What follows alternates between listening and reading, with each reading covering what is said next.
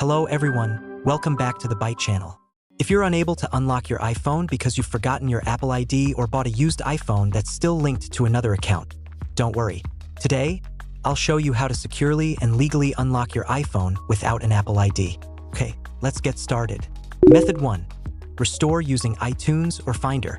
If you only need to remove your screen passcode but don't have your Apple ID, restoring your iPhone via your computer can help you clear the passcode. Connect your iPhone to your computer and open iTunes or Finder. Then, you need to put your iPhone into recovery mode.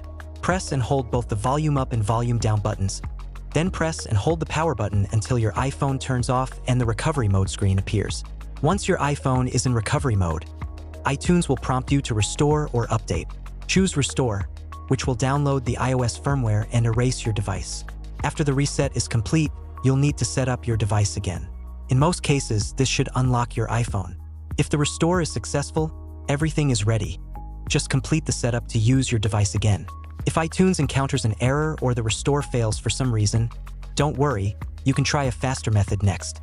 Method 2. Using Gbyte. When computer recovery fails or you want a simpler and faster solution, Gbyte offers a user-friendly method to remove your screen passcode without your Apple ID or iTunes. It guides you step by step, automatically detecting your device and obtaining the correct firmware, so you don't need to worry about any technical details. Connect your iPhone to your computer and launch Gbyte. Select Unlock iOS Screen or Start, and follow the on-screen instructions to enter recovery mode. Once in recovery mode, Gbyte will detect your iPhone and display the latest firmware.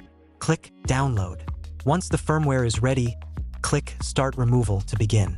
This process typically takes about 5 to 10 minutes.